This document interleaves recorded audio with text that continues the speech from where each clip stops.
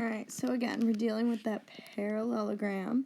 So we're doing base times height. I'm just writing it up there. So another example is our base is 2 feet, our height is 15 feet, but we don't know the area. So let's plug in what we do know.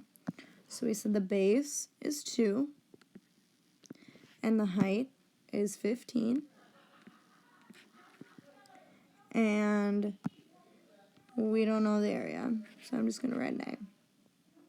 Now, remember our steps, formula, plug in, and solve. So now we can solve. 2 times 15, 30. 30 feet. Remembering that label, that's our area. So, let's move on. The area of a circle. I love dealing with circles. I think they're so fun. So, the area of a circle is the radius squared times pi, or pi times radius squared.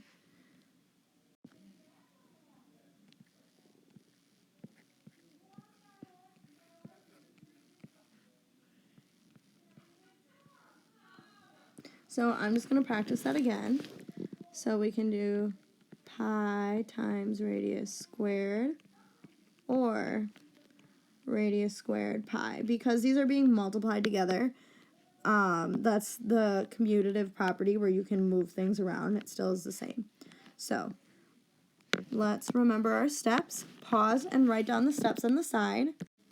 All right, so the radius is 6 centimeters. So again, I'm using this formula, and I'm plugging in what I know, this 6 centimeters. So pi times 6 centimeters squared. And when I compute this, I can either compute it as pi times 36, or we can leave it as 36 pi. So what I mean by this pi times 36 is you can do in your calculator pi times 36, which is 113.09 centimeters. It depends what we ask you in the problem. So sometimes we might ask you to leave pi in your answer. That would be this one. I'm just going to write that. Pi in answer. Or sometimes we might ask you to calculate pi through.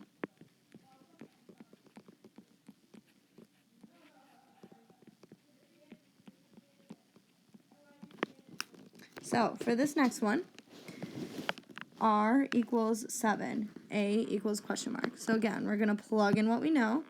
So we see that we have an R, and again, our formula is pi times radius squared. So we're going to plug in what we know. So we have pi times 7 squared, and then we're looking for that area. So now we get to solve. So pi times 7 squared is pi times 49. And pi times 49 is either 49 pi or 153.94. And then I need my unit. Oh, there is none. So then I can leave it as is, but a majority of your problems are going to have that unit. All right, let's finish up with a triangle.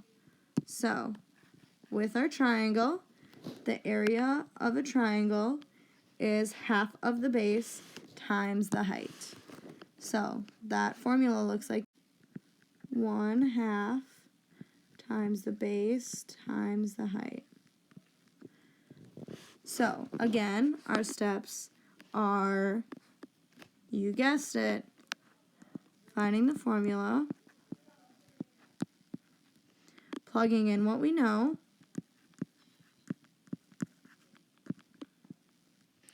and then solving. All right, so let's start with this first example. The base is 6 centimeters and the height is 2 centimeters. So let's start with our formula. 1/2, and we said the base is 6 and the height is 2. So we're just going to do parentheses. So we're going to do 1/2 times 12, and then we can multiply that. 1/2 times 12 is 6 centimeters. You can also do this another way and look at it as base times height divided by 2. These are equal to each other. So if we did it that way, then we could plug in 6 times 2 and then divided by 2. Either way, they will both get you to 6. Alright, so let's do this last example. Try to do this example on your own and then come back. So with this one, you had to do a little bit of dividing fractions. So we plugged in what we knew. We didn't have the base, but we plugged in the height, the 8. Then we had the area. And then we had to get this fraction away. So because this is like multiplying this times this. So in order to undo that, we had to divide. So we divided both sides by 1/2. So these halves would cancel. So 32 divided by 1/2 gives us 64. And then the base, then we're left with this piece, the base times 8. And if you divide both sides by 8, you will get b, or the base, is equal to 8.